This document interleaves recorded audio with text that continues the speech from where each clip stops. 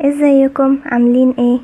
الصحيان بدري واحدة من اهم العادات اللي لو واظبنا عليها حياتنا هتتغير 180 درجة للأحسن طبعا. والسؤال هنا هتتغير ازاي يعني؟ في الاول لازم نعرف ايه الاسباب اللي بتخلينا ما نصحاش بدري، والسبب الرئيسي هو اننا بننام متأخر. بس بننام متأخر ليه؟ عشان بنتفرج على التلفزيون لوقت متأخر، والاشعاعات اللي بتخرج من شاشات التلفزيون والكمبيوتر والموبايل والتابلت دي بتقلل من انتاج هرمون الميلاتونين. هرمون الميلاتونين ده المسؤول عن النوم او بيسموه هرمون النوم، فلما بيقل مش بنعرف ننام، فبالتالي بنسهر ومش بنقدر نصحى بدري. تاني حاجة هي اننا بناكل قبل النوم، طبعا الاكل بيبقى محتاج ان هو يتهضم، فمش بنعرف ننام فبنسهر.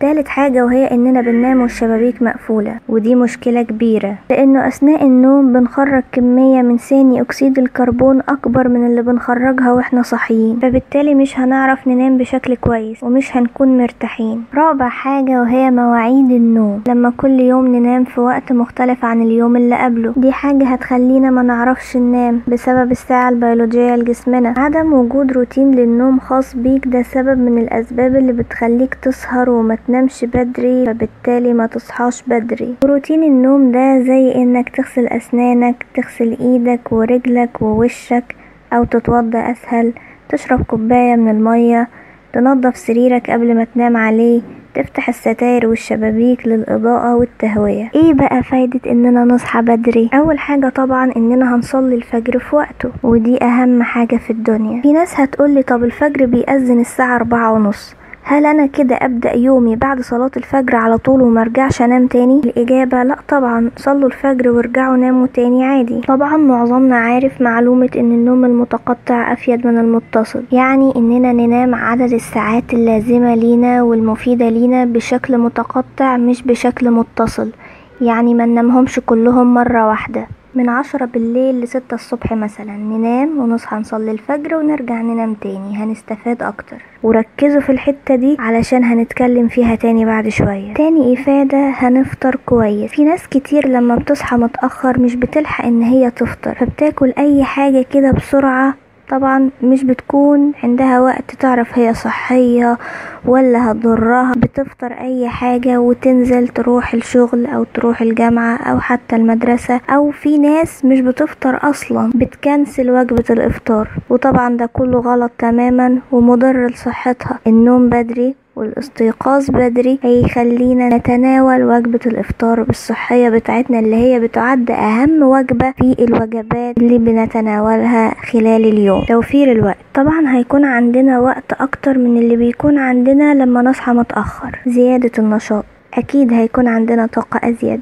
المحافظة على الصحة، ودي حاجة مهمة جدا. احنا بنروح الشغل في وقت محدد وبنرجع منه برضه في وقت محدد، نفس الكلام اللي بيعمله جسمنا، بيشتغل على حسب الساعة البيولوجية بتاعته. فلما ننام بدري ونصحى بدري ده هيثبت الساعة البيولوجية بتاعتنا، فبالتالي هتحمينا من أمراض كتير زي أمراض القلب وأمراض الدماغ، واللي سببها أحيانا بيكون الساعة البيولوجية. تعالوا نشوف الفيديو ده ونرجع نكمل. أقول لك إن جلطة القلب 80% الساعة 8 الصبح.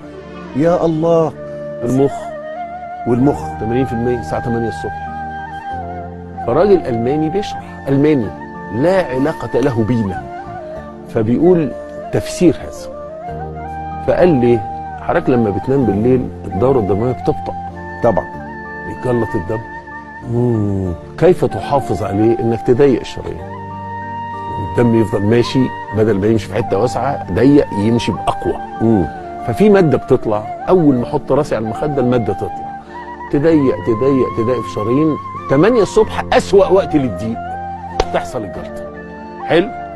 الألماني قال ما عدا اللي يقوم وينام، ما عدا اللي يقوم وينام تاني. الله أكبر. يكسر المادة دي يبقى 8 الصبح فيري سيف، مفيش أي مشكلة عنده. والله يا شيخ خالد أنا كنت في المؤتمر ده بكيت وطلعت سجدت.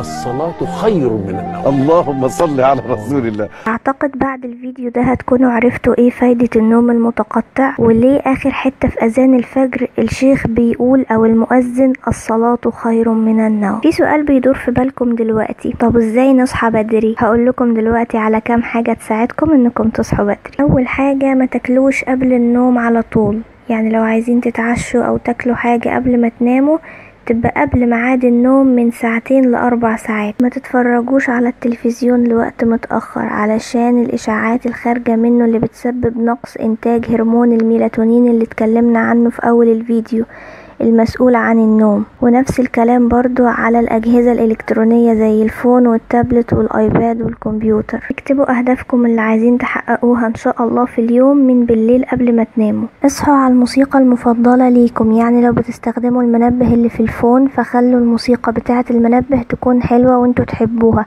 بحيث لما ترن الصبح وتصحوا عليها تكونوا مرتاحين مش مفزوعين وتتخضوا منها. حطوا المنبه بعيد عنكم، يعني على المكتب مثلا أو في أي مكان بعيد عن السرير، عشان المنبه لما يرن في الصبح وتسمعوا صوته تتحركوا من على السرير عشان تطفوه فتفوقوا وتصحوا. قبل ما تناموا لازم تعملوا روتين النوم بتاعكم، زي انكم تغسلوا اسنانكم وايديكم ورجليكم ووشكم، او في ناس بتحب انها تتوضى، او في ناس برضو تاني بتحب انها تاخد شاور دافي علشان يساعدها على الاسترخاء وتنام بسرعة. وكمان انكم تنظفوا سريركم او تنفضوا الملاية، ودي سنة عن النبي صلى الله عليه وسلم. وكمان تشربوا كوباية مية وتفتحوا الشبابيك والستاير علشان التهوية اثناء النوم وتجديد الهواء. وما تنسوش تقرأوا اذكار النوم وسورة الملك، واكيد تناموا بدري. ودلوقتي هقول لكم على كام حاجة تعملوها اول ما تصحوا من النوم بعد ما تسمعوا صوت المنبه.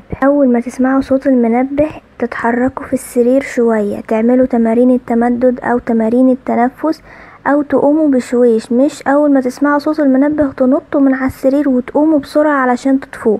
قوموا بالراحة جدا، او اقعدوا كام ثانية كده فوقوا، اعملوا تمارين التمدد علشان لو قمتوا بسرعة هتحسوا بدوخة وتصدعوا ودماغكم توجعكم. ابعدوا عن الأجهزة الإلكترونية أول ما تصحوا من النوم، مش لازم أول ما تصحوا تشوفوا الرسائل اللي جات لكم وتمسكوا التليفون. رتبوا سريركم، دي حاجة هتساعدكم انكم تفوقوا. اغسلوا أسنانكم واغسلوا وشكم بمية باردة أو خدوا شاور بارد، والشاور البارد ده معروف ان هو بيفوق الإنسان بشكل مش طبيعي اللي نايم يعني، فبينصح ان انتوا أول ما تصحوا من النوم تاخدوا شاور بارد عشان يفوقكم بسرعة. اشربوا كوباية مية، وما تنسوش انكم تتعرضوا للشمس، وقولوا أذكار الصباح. وبس كده، بتمنى لكم يوم سعيد. في الآخر بقى ما تنسوش انكم تشتركوا في القناة وتفعلوا جرس التنبيهات، واشوفكم في الفيديو الجاي. مع السلامة.